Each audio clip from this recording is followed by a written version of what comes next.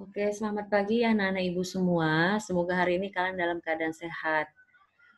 Kita akan lanjutkan materi kita dari minggu lalu, yaitu tentang pengenalan hardware, software, dan brainware. Di sini akan Ibu berikan sebuah bentuk PowerPoint dan Ibu akan jelaskan kepada kalian. Jadi kalian sambil perhatikan ya. Oke, hardware, software, dan brainware. Nah, sebelum kita bahas ini, kalian harus tahu dulu apa itu komputer. Apa itu komputer? Komputer adalah alat yang digunakan untuk mengolah data atau informasi. Nah, jadi kalau kita pakai komputer itu gunanya untuk mencari ilmu, mencari informasi, mencari data, sehingga nanti kalian tahu apa kegunaannya. Kalian dapat informasi tersebut. Melalui apa? Ya, melalui komputer.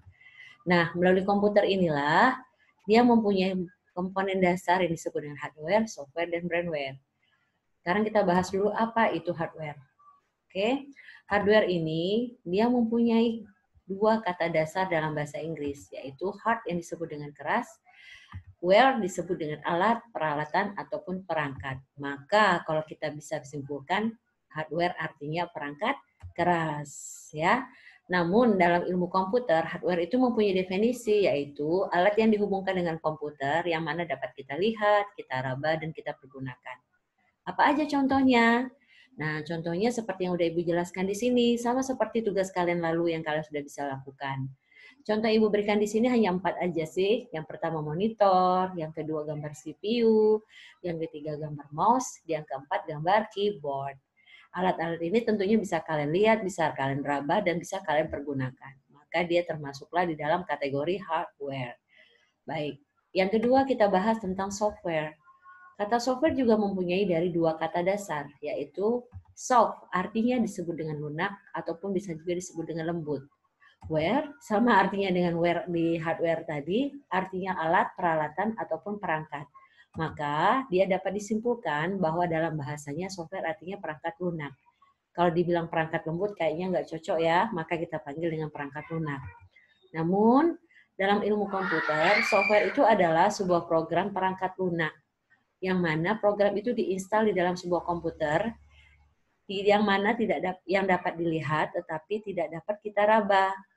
Nah, artinya begini, kalau kita install aplikasi di dalam sebuah komputer atau laptop kalian dalam HP kalian, kalian hanya bisa lihat saja, tetapi kalian tidak bisa pegang.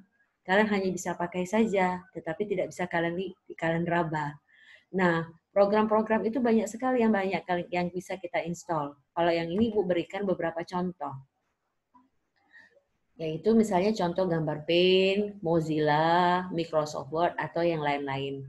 Nah, kalau yang di gambar yang kalian lihat ini, di sebelah kiri ini gambar sebuah web browser, namanya Mozilla Firefox. Yang tengahnya itu sebuah aplikasi Microsoft Word untuk mengolah dokumen. Dan sebelah kanannya itu sebuah aplikasi untuk menggambar atau mendesain gambar disebut dengan aplikasi Photoshop. Masih banyak ya program-program yang kalian install seperti aplikasi game, aplikasi YouTube, dan yang lain-lain.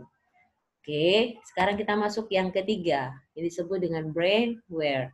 Sama dengan software dan hardware, dia juga mempunyai dari dua kata dasar dalam bahasa Inggris juga, yaitu satu, brain, artinya otak, atau bisa juga disebut seorang user.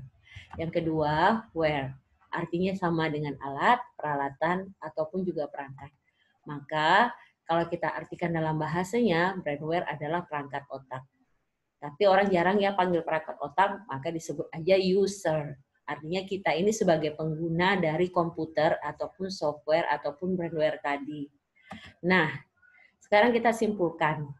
Dalam ilmu komputer, brainware adalah orang yang menggunakan komputer untuk bekerja. Jadi ibu juga pakai komputer, berarti ibu disebut sebagai brainware. Kamu pun menggunakan komputer, mama papamu yang menggunakan komputer untuk bekerja, maka dia juga disebut sebagai brainware. Contoh yang paling sering kalian lihat adalah seorang guru komputer yang mengajarkan komputer atau siswa yang sedang mengetik data-data di komputer. Ya, sebenarnya masih banyak sih beberapa contoh brainware yang lain. Oke, nanti Ibu sebutkan. Contoh brainware yang lain bisa kalian lihat di sini. Seorang programmer Apa itu programmer? Kalian bisa lihat orang yang membuat program. Atau operator, orang yang menjalankan sebuah program atau aplikasi. Kalau teknisi, dia bertanggung jawab sebagai maintenance ya pada sebuah peralatan komputer. Trainer biasanya dia sebagai orang yang tahu atau memahami tentang ilmu komputer dan dia akan mengajarkan kepada orang lain. Yang kelima, desain grafis. Orang ini adalah orang yang sebagai pembuat produk grafis dalam sebuah komputer.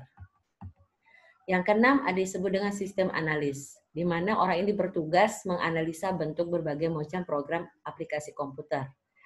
Ada juga disebut dengan sebagai database administrator, di mana orang ini bertanggung jawab untuk mengelola, mengatur sebuah database perusahaan.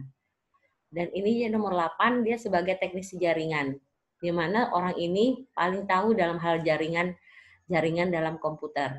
Misalnya jaringan internet, ya, dia bisa. Project manager adalah seorang pemimpin di mana dia bertanggung jawab terhadap suatu proyek tertentu.